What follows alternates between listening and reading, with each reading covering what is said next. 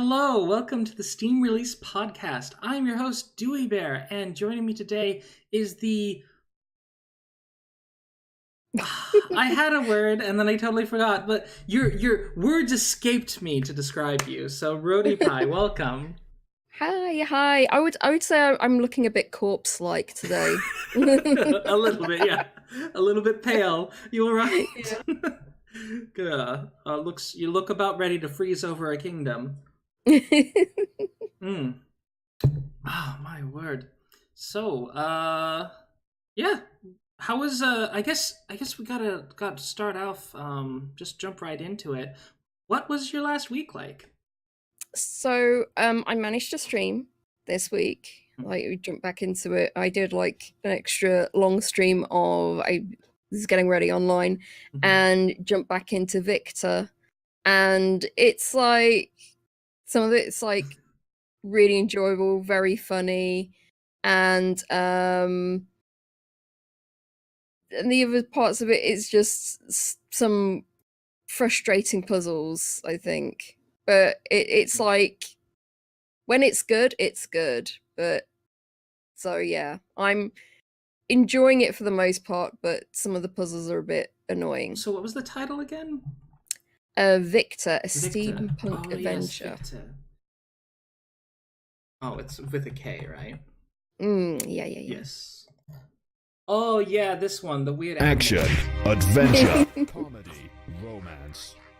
Yeah, it's Experience all that and more. it's funny. I think we've only gone into sort of like maybe the second part of it or the third part. But yeah, it's quite. We've gone into like the third hub of puzzles. So yeah, it's good if you like, you know, a moderate amount of difficulty. And there's some like really interesting characters. So yeah, I'm enjoying it. I'm enjoying it so far. And I've been playing Rocksmith, and the one thing I do thing is you can tell you're improving. Like if you were like learning by yourself and just like learning from a book or something, you don't know the subtle ways in which you're improving. Mm-hmm. And Rocksmith really does that, because it's taking account of the timing, the accuracy, how many notes that you're getting right, and everything like that. So yeah, you can you have to hit a certain level before you can move on to the next thing. And there was this one song I probably tried like 5 times and I wasn't getting it, but each time my score would be going up. So it was like, yeah, I'm getting there, I'm improving. So it doesn't deter you from keep trying. Yeah. The one criticism I do have is that you can't do it by sections. So say if you're like struggling on a particular bit, it's not say, right, we're going to pause it here. You're going to keep practicing these 3 refrains. You're going to keep practicing those, till you get it right. That would be very, very useful. Just like keep practicing little sections. Mm-hmm. Because when you're learning from a musical book, that's what you'll do. So yeah, that's the only thing I would definitely change. Yeah. And with a lot of learning programs, I'm really glad that kids are growing up with sort of gamification of a lot of learning, and this is a cool example of that. Even though this is probably not geared, this is geared probably more towards adults learning, but it's just a neat thing, like stuff like Duolingo for learning languages, and although I think Duolingo could definitely take lessons from from Rocksmith. I mean, I think it'd be good if I had this when I was when I first picked up a guitar. I think I would have loved it. And because I was saying, with those little improvements that you're making, you're not just hitting your head against a wall. Mm-hmm. Because it's those very subtle things that you improve on, that just by by doing from a book, you wouldn't realize you're improving at all. I think so. It's a nice little pat on the back. Yeah, so you are improving. Keep going, you'll get it. So yeah. Yeah. It's a just constant kind of reinforcement and encouragement. That's good. Exactly. Yeah, which I like. Yeah. You're surprised it's still supported. Well, there's been like an update. There's like the 2014 one, and each week there's new releases of music, because it must be very popular, if people are still buying the DLC packs of music and requesting certain songs be available for it. So yeah, it must be selling pretty good too, because it's got a whole 64 recent reviews. So still coming along, putting along. So what have you been playing? So I checked out the new Heroes of Hammerwatch Pyramid of Prophecy DLC. I played it. I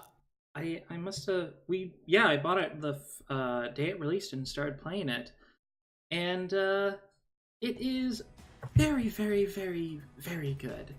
It's a little bit, because you jump in.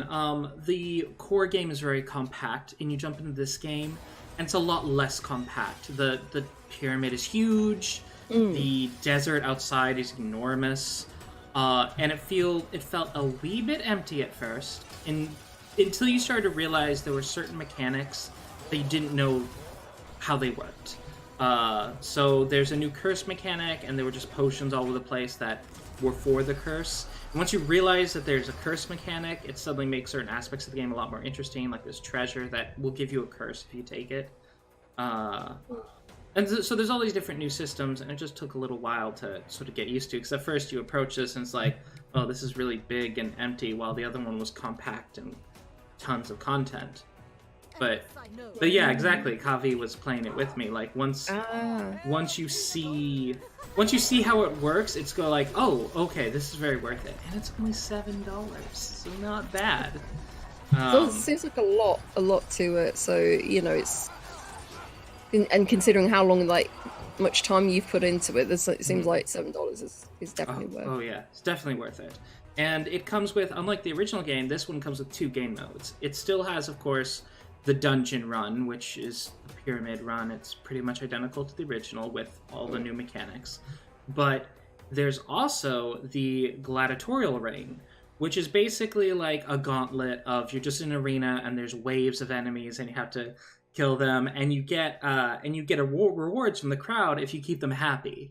So you keep them happy by doing combos and killing things quickly, and you just have to keep them happy, and they'll keep giving you better stuff.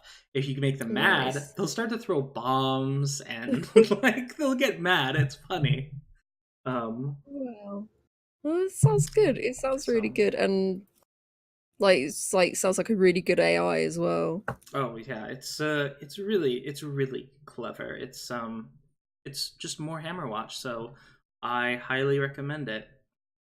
On a side note, I'm leveling an alt to play with a friend on another server in Final Fantasy, and I'm trying to finish Darkest Dungeon, because, folks, Darkest Dungeon 2 is coming out soon.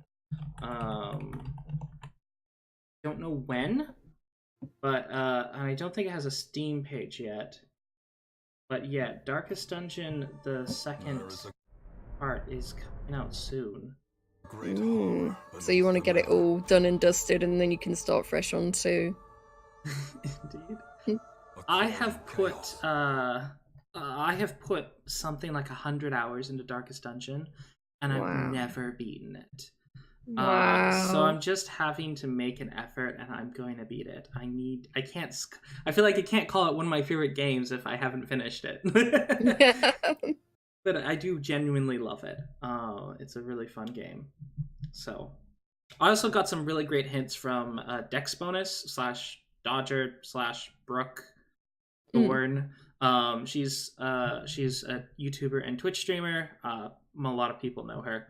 But yeah, she it's one of her favorite games, and she dropped me some really good hints on how to get farther into the game. So I was really glad about that. She talks with her streams a lot, and it's really awesome. Even though she's really popular, she does drop hints and talks with people who chat and chat. So that's really good. Anyhow, and with that, that's all that I did this last week. We do have a couple honorable mentions before we jump into the releases. Let's have a look. Got to get my Spanish accent on for this. So we have Mortadelo y Filemón, una aventura de cine, Edición especial. Ooh, so you went full Spanish and not South American. I appreciate that. I learned Castilian Spanish. Nice. At least most of the courses I took as a kid weren't Latin American. So I brought this up because again, it's a point and click game, and it does look like there's English translation.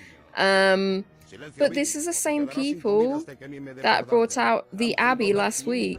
So this is another remaster from them.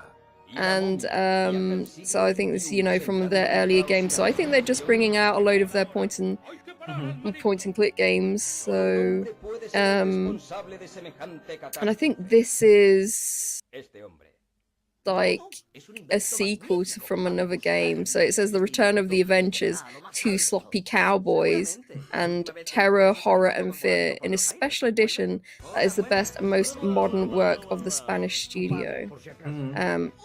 Alcahofa Soft in the franchise. Oh yeah, Alcachofa. Yep. Oh, Alcachofa. Yeah. Okay. A lot of syllables. But yes, this looks kind of. I immediately saw this and was like, oh, this looks like Monkey Island, kind of. It seems to be in that sort of style. It is a bit old-fashioned. It's got that sort of older comic art. But if you're looking for a remaster, this might be one to check out. Yeah, I think also if you're looking for those, I know a lot of people that play point and click games, and they do look for old style point and click games because they probably missed some of them.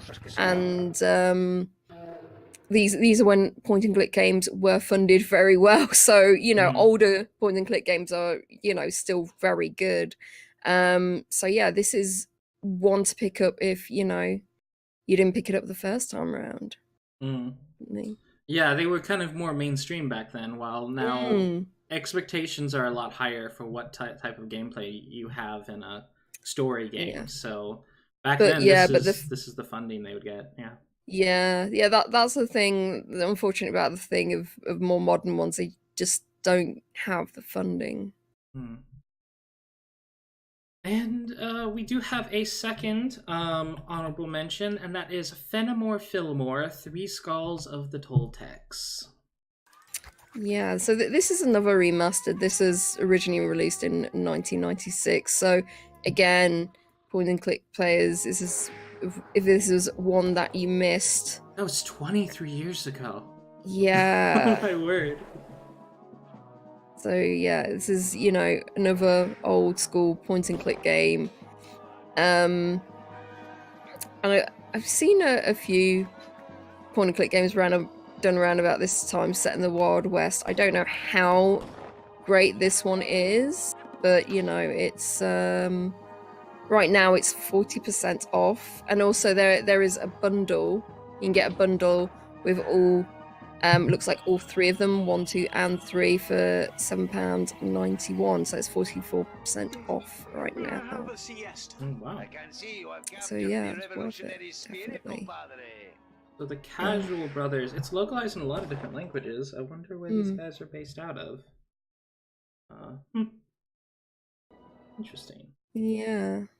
But yeah, so that's one thing that Steam's offering, is that it's kind of letting you re-experience those older games, although not all their ports are great. For example, the Roller Coaster Tycoon port. It makes me sad. But that's why we have Parkitect, so I'm hoping to get that game very soon. Oh yeah. Yeah, definitely if you pick that up, at some point. You gotta let us know how that is. Oh, yeah. Since we did cover it, and I would like to know, how good the tutorial is for that. Yeah.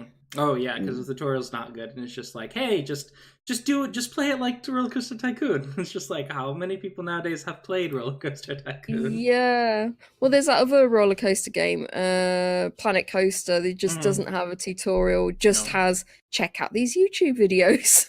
So. Oh yeah, and like there's people that I know. Of course, Dodger Dex Bonus did this as well.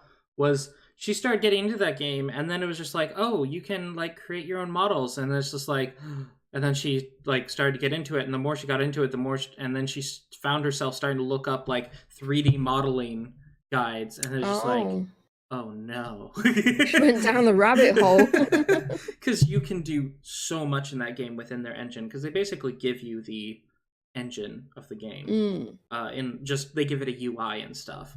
So when it comes to a lot of things you do in that game, it's really complex. So it's, you're almost like need a college degree to do some of the stuff. But yeah, insane, crazy.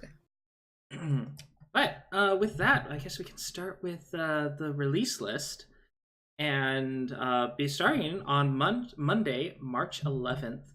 We have Don't Escape 4 Days in a Wasteland. Yes, so this, I have to warn people, this week is very point and click heavy. It seems like March is a big month to release point and click adventure games particularly, but adventure games in general.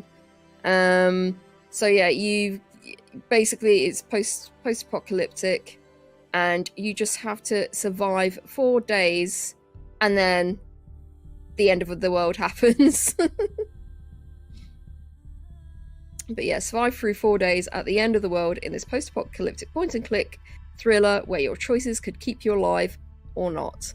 So I think Nate Not Great was on last week, and he said that he didn't like point-and-click games that didn't have sort of like a chance of death in it.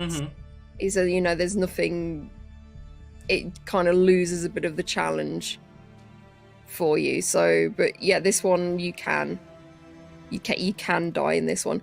I personally am not a fan of dying, because it will always be a case of I'll be playing and I'll be getting so into it, and then I'll die, and then it will only go back to your last save point, and I'd forgotten to save or something ridiculous. So I have to play through like another hour, through another hour again, or 2 hours. So yeah, I've done that once, and I had to play through a full 4 hours of gameplay. So yeah, stuff like that is not fun for me. But, and of course it depends on where you saved as well, which can make all the difference. So yeah, I'm wondering what the save system is on this. But what do you think? What's your... It's just really striking looking. I like it. I like the aesthetic a lot. I'm a sucker for pixel art, even though I'm not generally into point-and-click games. This game's beautiful, and it just has this excellent atmosphere. And you're right when it comes to dying in story games. The one thing that's annoying is, for example, a game where the gameplay is one thing, like with the dialogue and stuff, and then suddenly it's just like, oh, you've got a timed button that you have to hit. What's that called? QuickTime events. Yeah, QuickTime event. Yes, when suddenly you have a QuickTime event or some sort of gameplay mechanic that's nothing like you've seen before, and you die because of it, then that doesn't feel good. What's okay with dying in a point and click game is like if you make a really dumb decision, or like you do something that's like, oh, like say there's live electrical lines, very clear to it's like, oh, I wonder if that happens if I click it. You electrocute yourself. I mean, yes, that seems like a logical thing that would kill you, and why would you do that? But yeah, it's really annoying in these sort of games where they provide a death mechanic and it's outside the mechanics of the regular gameplay. So yeah, that would be my caveat there. This one's beautiful. It's so neat. And it's got very positive reviews so far, so that is encouraging. Oh man, looks beautiful. Yeah. It's interesting that I think it's like real time. I'm not sure, but there is a clock ticking down, so it looks very. You got these time constraints as well as death mechanics. So yeah, I probably wouldn't get this myself because when I have a point and click game, I want to take my time. I want to work out the puzzles and everything like that. I don't want to be stressed out but watching someone play this, I think this would be very interesting. So I know like a lot of people who would like this, and right now it's 15% off, so it's £9.34 in the UK. So yeah, I want to. So apparently there is a first, second, and third game. This is the fourth game in the series, apparently, according to one review. And I'm like, wait. Oh yeah, go to armorgames.com to try out Don't Escape 1, 2, and 3. Okay, so you have to go to the website of their publisher to play the first three. They're not on Steam. But hopefully they add them to Steam. But yeah, that says that's very interesting. Yeah, because I would, I'd like to see the whole series. Maybe if this does well or something, Now, the next game, not quite a point-and-click game, but it's in a sort of related genre. The Tavern Tycoon Dragon's Hangover.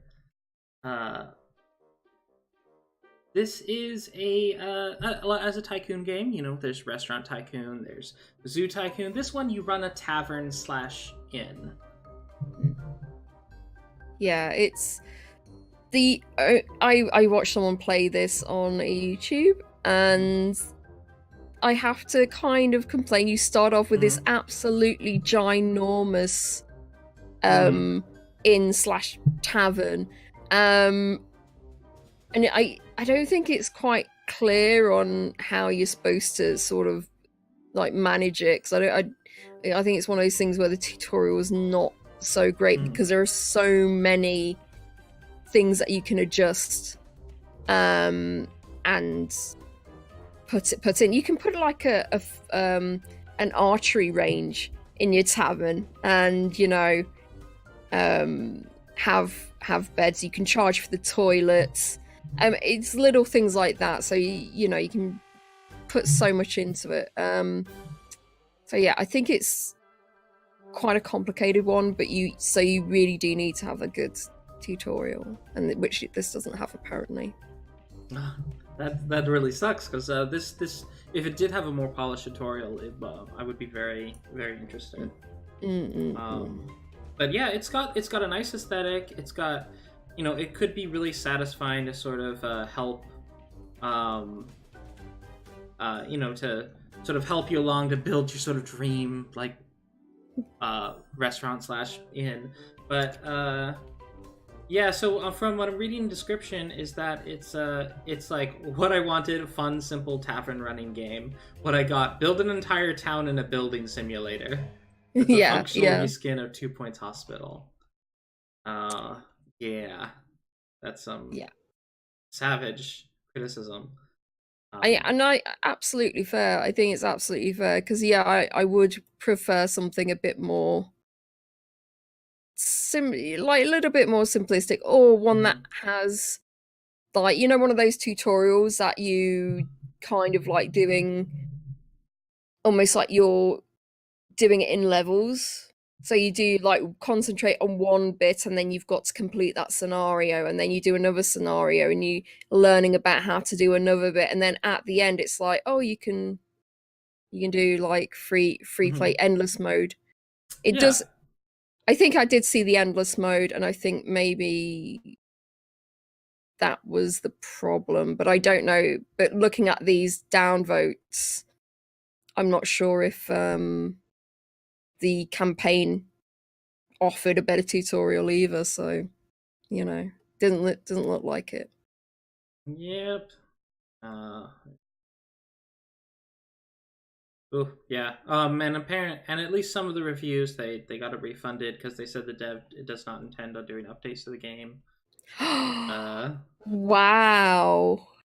Which is which I don't know if they misinterpreted what he said, but if that's what he said, that's not a good thing. In games, no. Oh, that is terrible because it has such potential. You know what I mean? It's like if you only did like these certain things, if you implemented these certain things, it would be a really good game. And that's what the internet offers us nowadays. Like before, like when you would get a game released on console, you would arrive it, and if it was broken, well, you got a broken game, and everyone's game is broken. There's nothing that's going to happen to fix it. But nowadays, the games are an evolving medium. So even if you release a broken game, there's a chance to redeem it and make it something good. And to not take advantage of that is bizarre. And also, especially it seems like this was in early access. So yeah, it's in early access. So yeah, oh my god. Yeah, this is a bit disappointing because it's just it looks so great, and if you're really like a hardcore simulator management person, you really like these kind of games. I'm sure this would have been great for you, but there's still a lot of people that do like it, so maybe this could be for you. Kanye West made an album that he released patches for after. New world we live in. Yep, this is the new world. We live in the future, as one of my favorite podcasters likes to remind people, is like, we live in the future. It's true. So, whether it's a dystopia or a utopia, well, it's definitely not a utopia, but maybe not a dystopia yet. But yeah, pretty fascinating. Anyhow, so with that, that's all of our March games. Huh? That's that was £10.29. There's no discount on it. Yeah, it's $12.99 US, which isn't a bad price for an indie game, but it's not a good price for something that doesn't have a good gameplay experience. Yeah. It is mostly positive right now at 408 reviews. 71% out of the 408 reviews are positive, so... Yeah, I believe those are all early access, though. Mostly. Because recent are mixed at 58% positive, so... But yeah. So... Yeah, that's... But it probably still has some good gameplay experience if you're experienced with Tycoons. And maybe read some guides, but... Yep. So with Tuesday, March 12th, we now have Trüberbrook. I don't know if I'm pronouncing that correctly, because I do not speak German. No, me neither. But yeah, I saw this when the Kickstarter came out, and I was going to back it, but I think it was too expensive. I think they were charging something like 20 quid or something to get in on the Kickstarter, and I'm usually like, yeah, and I'm, usually they do like 12 to 15 pounds, and I'm kind of fine with that. And some of them even do like, hey, just $5 or a $5. They sometimes still have a $5 tier where you don't necessarily get the game, but like you get a discount, you can still do that, or something like that. I want the game. Yeah. If I'm putting it like, if I want supporting a Kickstarter, I want that product or I want that game. But usually when they say, oh, for this amount you'll get the game, it's usually between 12 or £10 and £15, and this was like 20, and I was like, no, that's a bit much for not knowing how it's going to turn out. So I didn't back this. And I'm kind of glad I didn't. Yeah, it's got a 68% positive review right now, which isn't great. Yeah.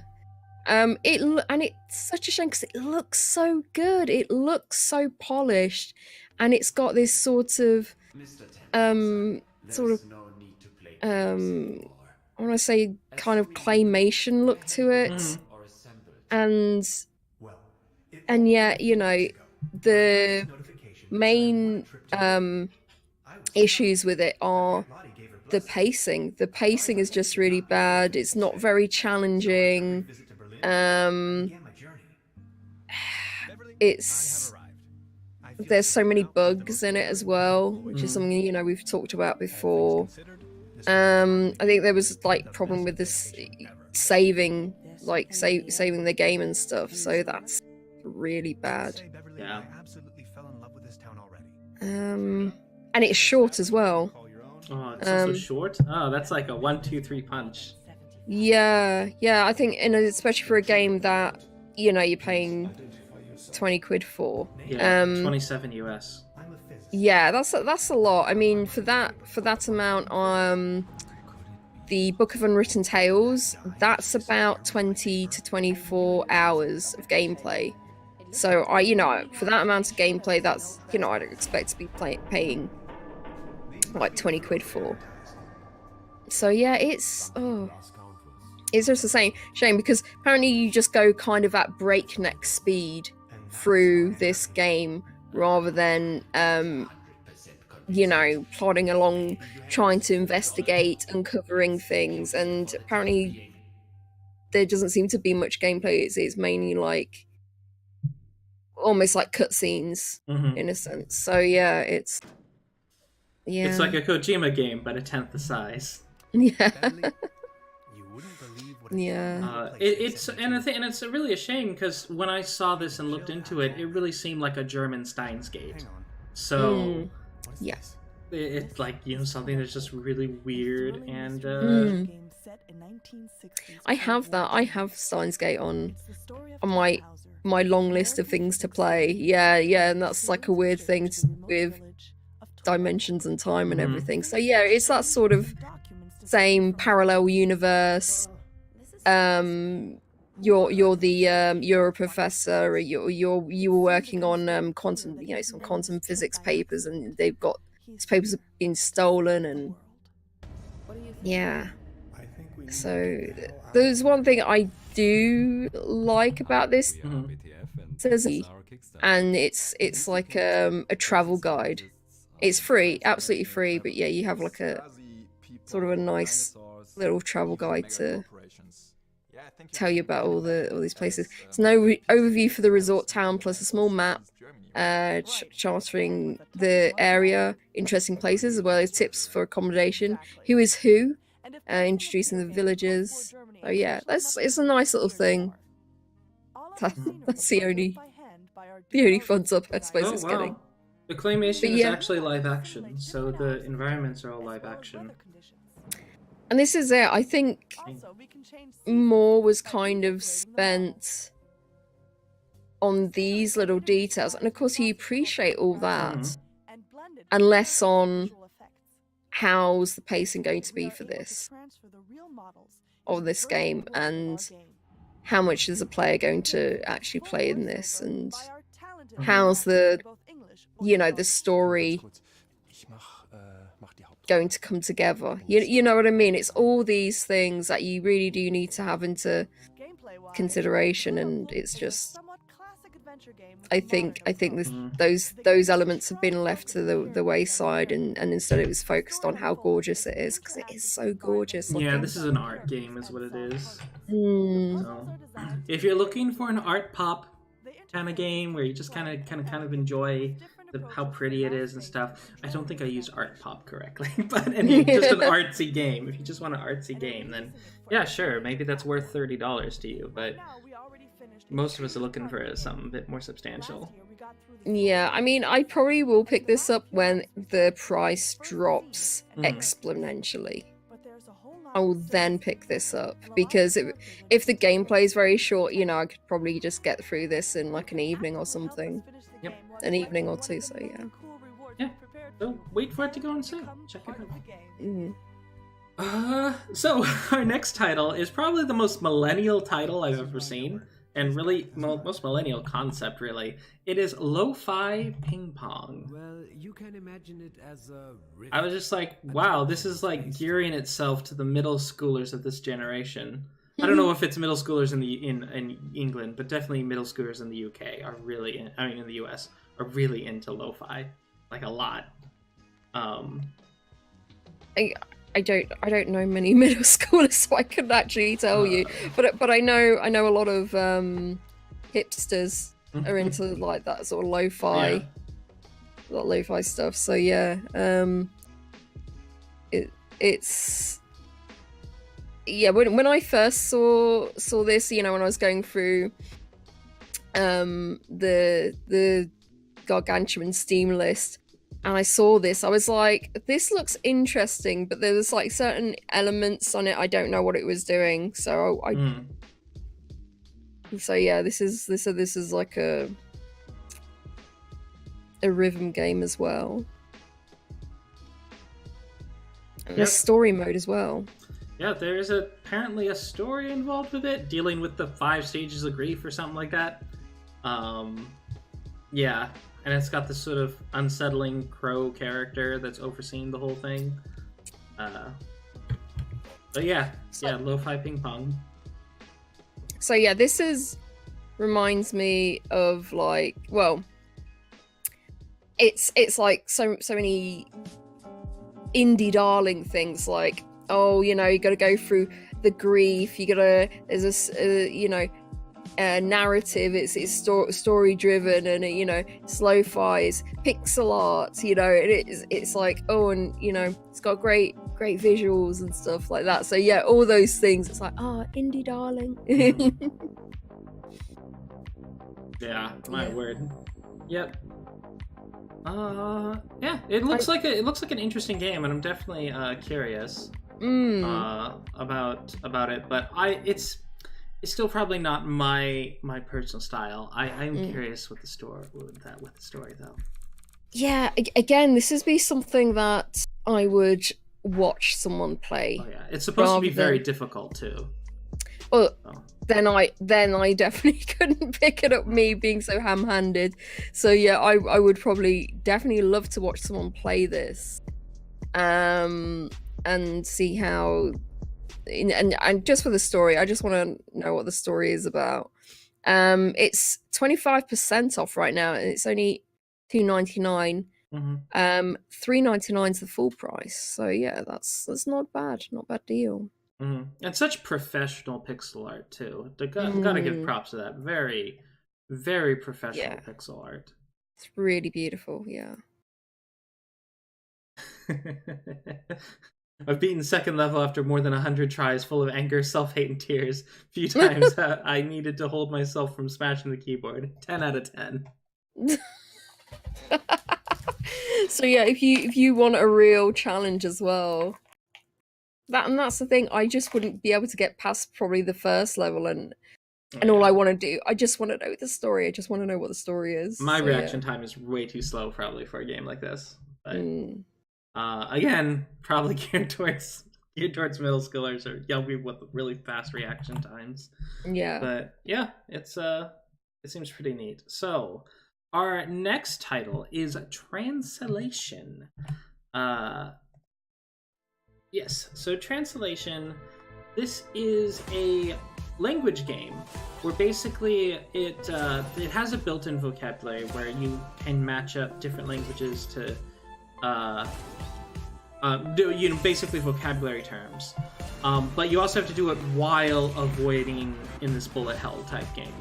So it's this like mix of flashcards, and you can import your own vocabulary too. So it's like this mix of flashcards and arcade game, which is pretty neat.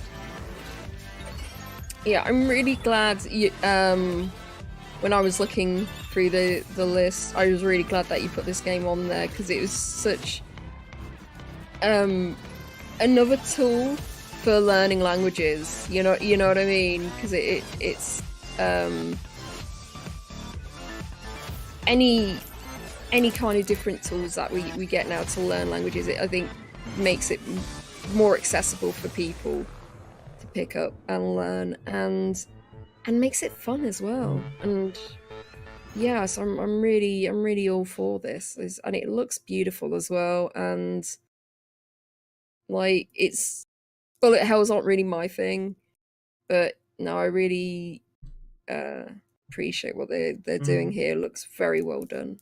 The few things that I would criticize is A, it's not a game that you could look at for a long period of time. And I think for wanting to study, I would probably have preferred a more gentle colored pixel art type of arcade game to practice on. I would have probably much preferred that.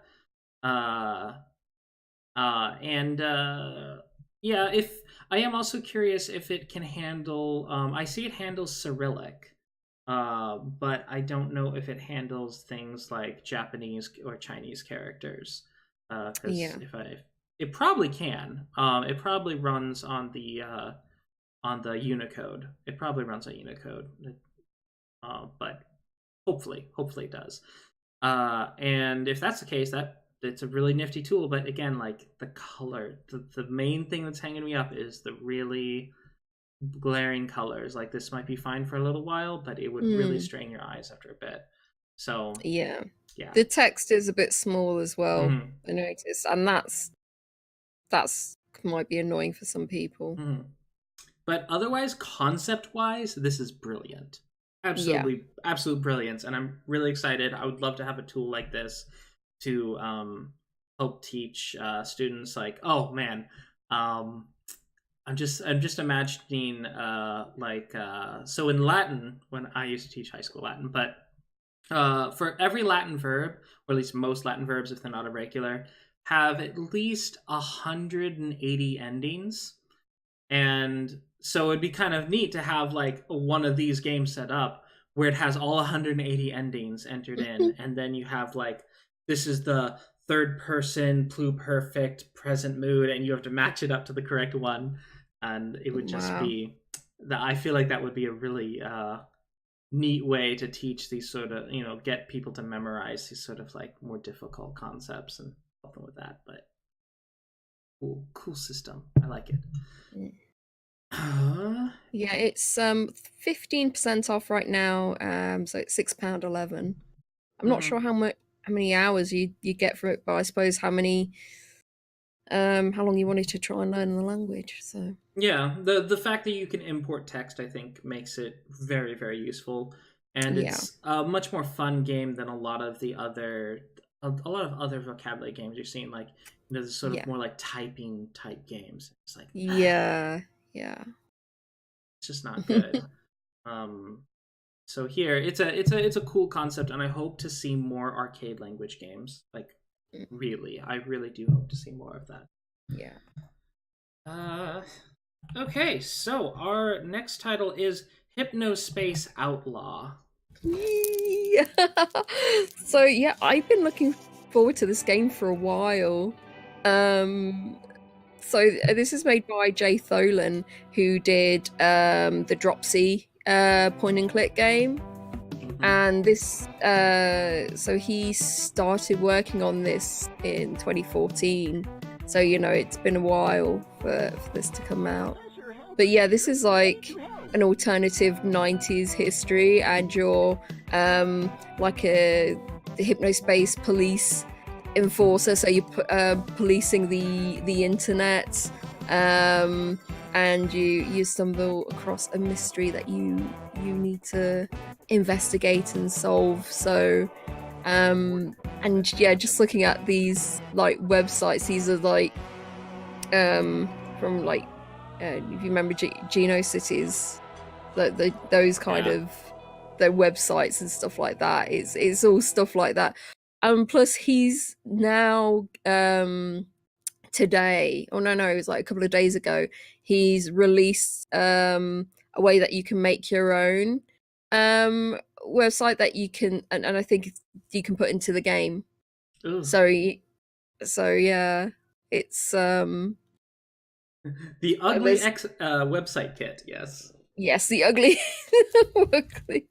ugly, but it's yeah, so this is a bit different, as in like you're supposed to put it on when you're asleep, you know, not when you're asleep, but in the game it's like the way you access the internet is by putting something on your head and going to sleep, and then you patrol. But yeah, I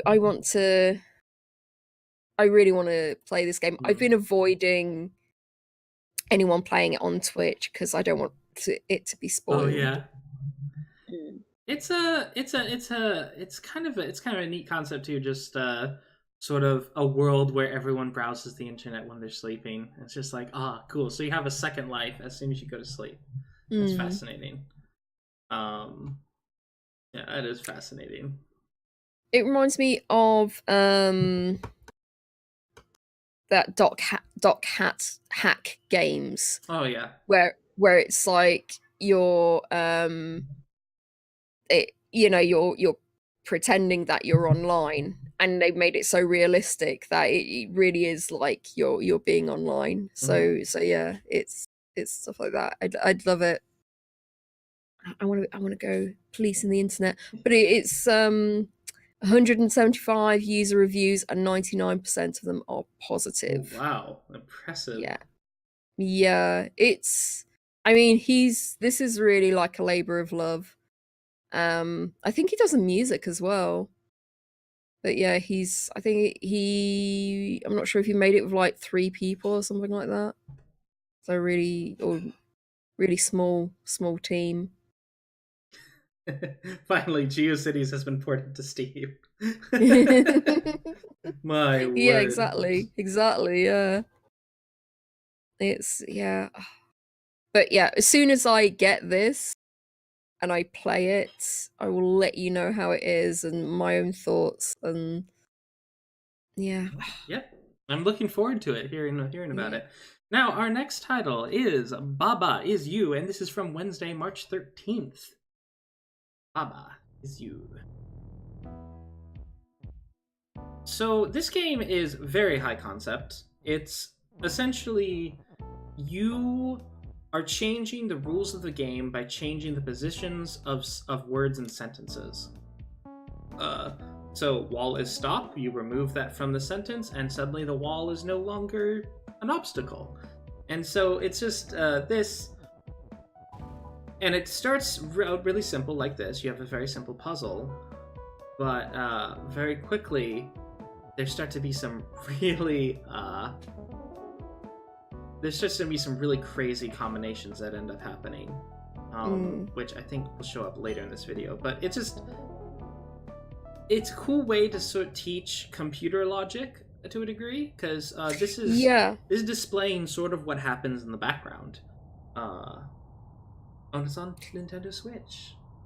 Yeah, this like sort of made me think of like basic programming and stuff like that, and all the different elements that you have to program in, and as soon as you change just part of the code, it becomes something else, or it does something else. So yeah, this is really interesting as they've made it part of the gameplay. And so far it's again another really positive game. Like, not out of 337 reviews, and 99% of them are positive. So yeah, this is a winner. My word. So this is £11.39. So it's a bit more pricey than I thought it was going to be. But I don't know how long the game is. Yeah, it's $15 US, but yeah, I've no idea how long it is. I think it's coming around. I'm seeing up to 11 hours, but as low as 3.5 hours. Let me see. Oh, it boasts something like 200 levels. Oh, 200 levels. Oh, okay. So that's pretty good. It's very good.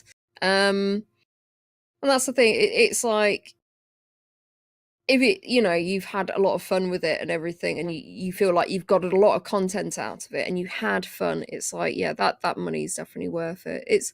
I know we keep like bringing up the price and how many hours, but we're just like giving a baseline of like, are you looking to put this amount of hours into a particular game? Do you think paying this amount is worth it? And of course, it all these sort of games depends on how good you are at puzzles. And you know, if you got 200 really good puzzles, even if you're really smart and you have to solve them really fast and you're done with it in 2 hours, you know, that you may still feel like that was a worthwhile spending of $15. So it was a good like intellectual exercise. Yeah. So it probably doesn't have a whole lot of replay value once you solve all the puzzles. But there might be alternative ways of solving the puzzles. Do they have Steam achievements? Yeah, they have got 18 Steam achievements, so it depends on what those will end up making you do. So yeah, you can always go back and do some achievement hunting. Yep. Our next title is Gunkid 99. This, on first appearances, I was like, oh, this is just a very simple, low graphics platforming shooter. And then I looked at it more as like, oh, there's a lot of actual sprite animation put into this. And that's one thing. There were some other games I was looking at, other sprite-based games, that looked really nice in pictures.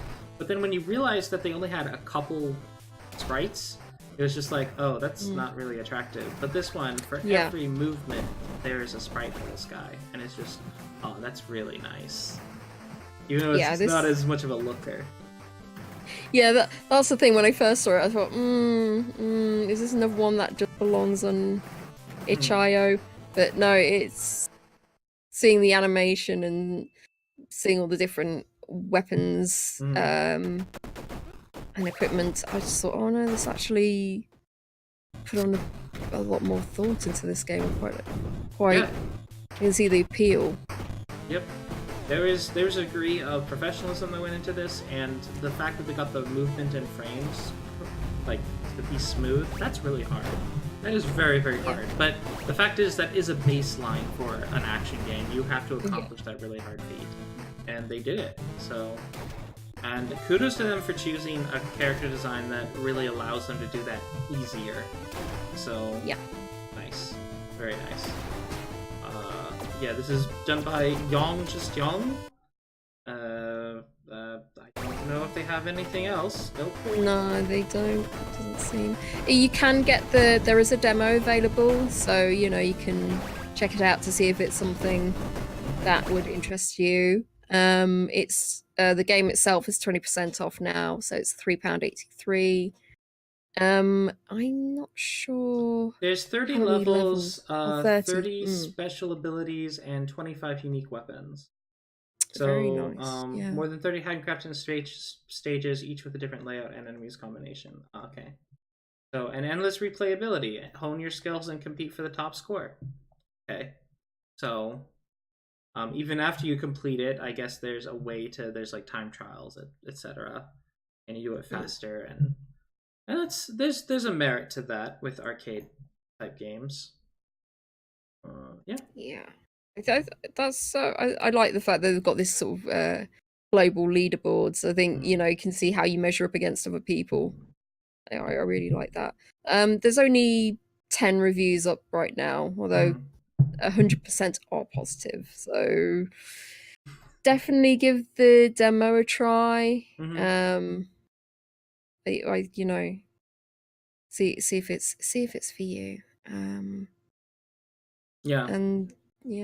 and the fact that they have demos, as Weeb is saying, Godless Weeb, demos are automatically an incentive just because it gives you a sense of goodwill. Like, hey, we trust that our demo is going to convince you to buy our game. It shows a degree of confidence, and also just, hey, it's like we're not here just to take your money by giving you a product that's not actually any good. So that's pretty cool. Our next title is RagTag. Nope, this is the wrong one. RagTag. Why are there so many? Okay, here's the right one. So, this is RagTag. It is so it looks like a board game strategy game, but look at the combat. Shuffleboard. It is a shuffleboard strategy game. So, as soon as I saw this, I was just like, oh, it's just a turn-based, like, grid-based strategy, whatever. And then I noticed that it's a shuffleboard system, and I was like, this is different. Because honestly, I don't like the art. No, that's what I was gonna say. It looks like a, that sort of high schoolers kind of art, and the shading's not quite right, and I don't know. It just looks kind of not polished and professional. So yeah, but then I saw this and I thought, what the hell is this?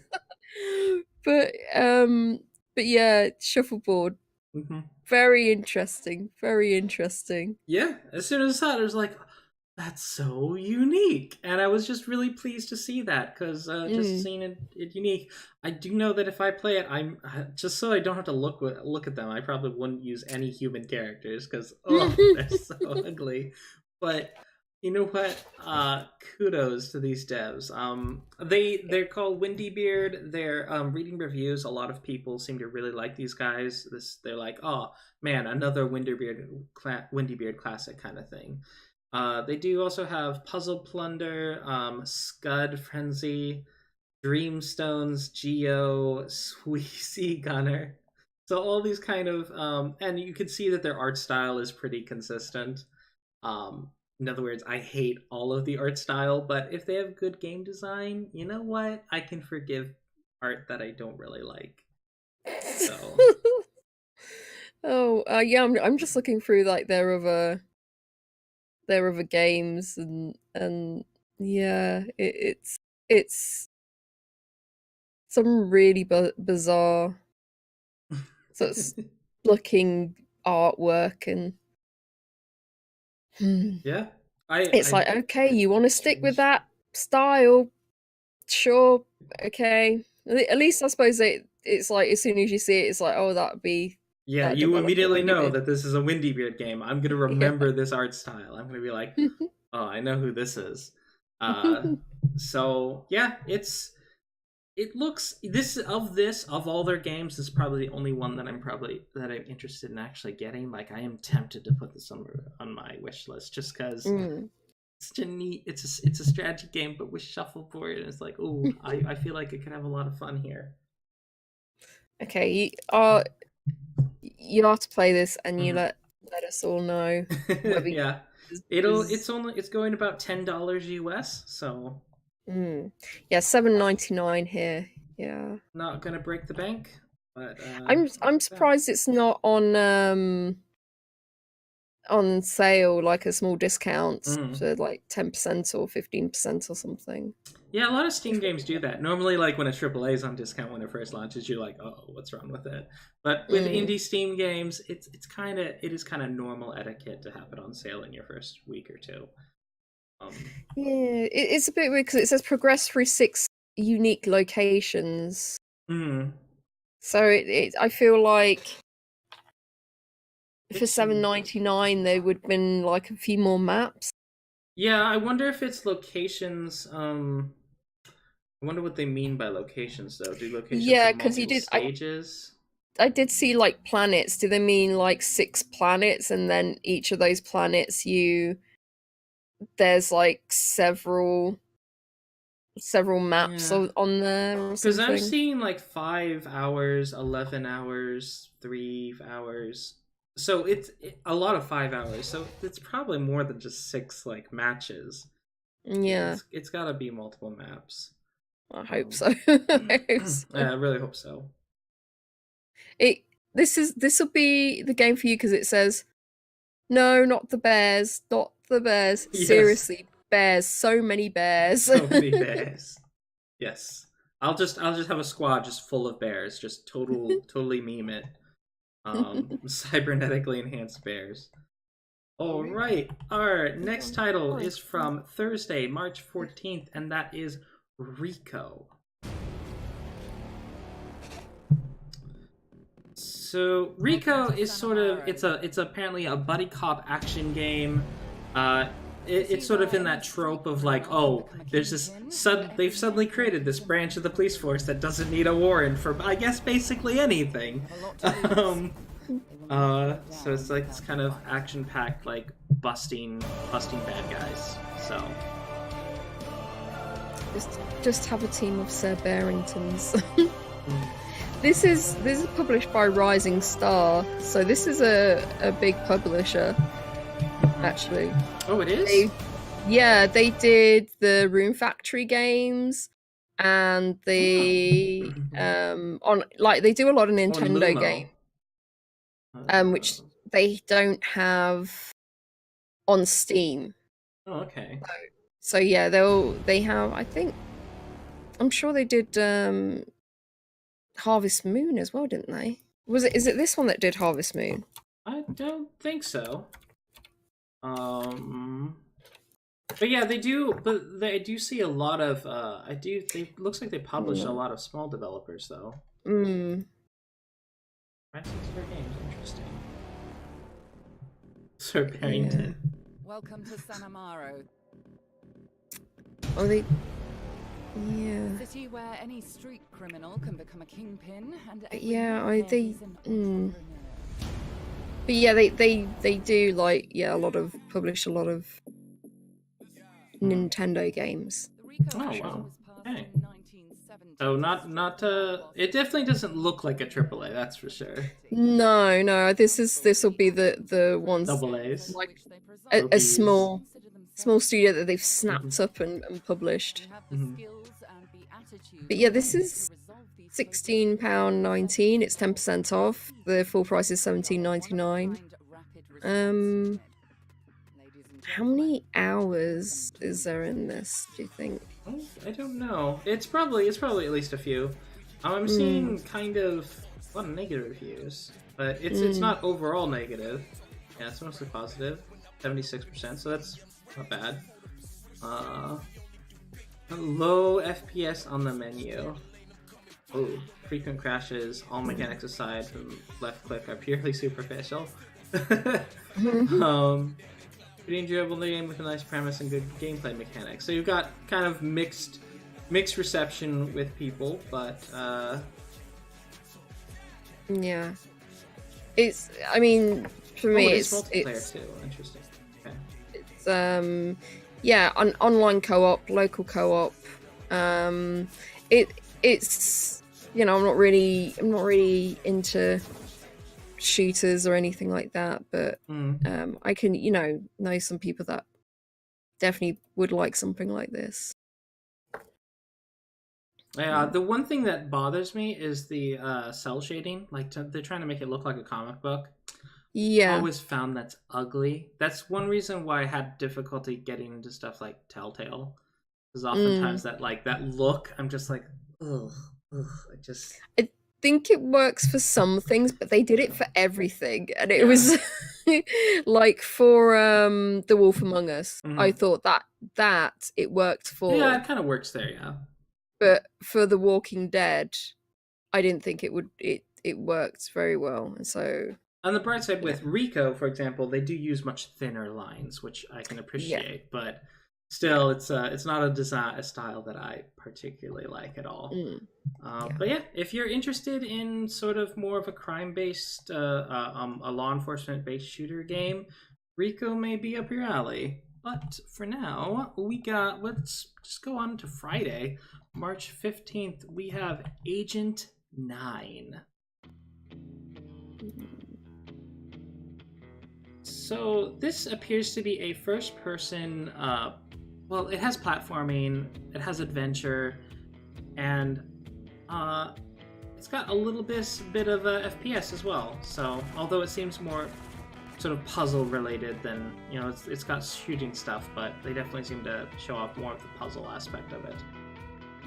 Yeah, you're a secret agent in a low poly world. And again with that cell shading thing as well, there seems to be that. This still seems to be, it's a first person view, and there's still seems to be a lot of shooting in there, and more than to me there's more of that aspect of shooting and doing more action things than the kind of puzzles that I kind of like. So yeah, for me it's a weird combination, because the people that like shooting, those kind of shooting games don't really like to do that many puzzlers. So it's, you know, it's such a strange combination to have. Yep, it's definitely an interesting mix. I do Mm. like the style though, like the low poly. I like the low poly. And actually Yeah. because it's low poly, it's the although that's interesting. So buildings seem to have really high poly and then trees have low Yeah. poly. So it's a very weird kind of mix. But that plus the cell shading, a little less annoying, I would say. Yeah. Just because it has that nice mix of low poly and cell shading. So it's 25% off right now. It's £11.61, and there's 8 unique levels. So it seems kind of like a short game. There is a boss. There's boss battles, secrets and lore, permadeath mode, and also casual mode. So maybe, you know, maybe for someone like me, it would be more appealing. Alright, so the story is the elusive Enigma Order threatens world stability, and it's up to Agent 9 to stop them in the tracks. And it's in a 1960s vintage sci-fi world. Yeah. That's kind of cool. Noodle Game. This is their only title. Okay. Yeah, we don't unfortunately have enough reviews. I only see one review up right now, and it's pre-released. It says, I may be a little biased here, but I think it's pretty good. Yeah. by Noodle King Design. So, yeah. I'm reminded of the Golden Gun series. GoldenEye. Yeah, GoldenEye. Yeah, I'm kind of reminded 6-4. it's kind of like an updated GoldenEye with a bit more of a cheery color palette. Yeah. But yeah, I am curious if it's any good. I might actually check this one out because it's got that kind of neat world. If the story is really good, it could be like a Call of Duty 1, like the original Call of Duty 1, which is well known for having a very good story. So yeah. But yeah, we'll see if it's got the sort of kind of mix of shooting and story. Yeah, remember guys, if you do play any of our recommendations, do let us know how they are. We're really curious to hear from you. Yep. And with that is our entire release list this week. If you guys saw anything else that we didn't bring up, go ahead and leave it in the chat. In the meantime, what? There is one thing. So one thing? we, looking through everything, and last week we did mention one bad one. I would like to bring up a bad one. Super Kittens. Kittens. So this is brought up on this is from the 10th, I think, and it's just like there are no kittens. It's this looks just terrible. So you're supposed to play as a kitten, and yeah, there's just it's just why do people put this kind of things up? And this is an early access. This hurts me. Oh my gosh, it's painful. Oh, this looks so ugly. I know, and it's like you could argue, so well, just just placeholders for now. It was this was an early access, but now it's not. It's like full release. So this isn't in development now. This is the full game.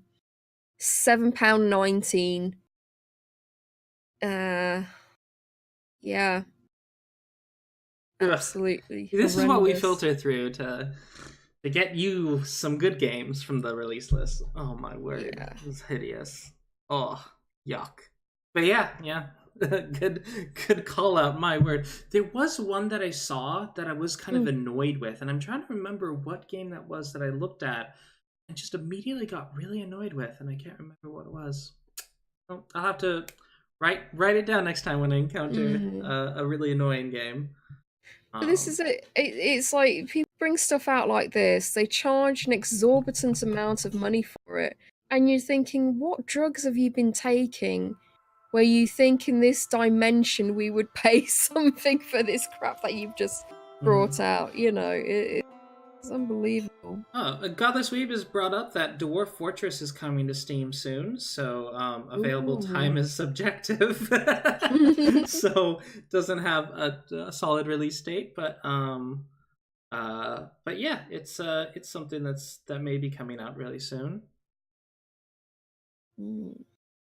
That'd be one to keep an eye out for. But yeah, it's a pretty well-known online online game that it's been a game that's been on the internet for forever. It's because the original version uses just ASCII, so pretty neat, pretty neat. So that has a tile set now, and yeah, with that, Roadypie, let the internet know where to find you. Well, I am usually on Tuesday and Thursday on Twitch. I won't be on this Tuesday though. I'm going to a comedy show, but I will be playing through Victor, and point and click game. I am trying to go through my Steam list. That is the goal. The purpose of my streaming on Twitch, you know, and I like to have you guys cheer me on, trying to complete these games, and you know, making slow and steady progress. But you know, as soon as I think I need to get through at least another 20 games before I even consider buying any more. I think.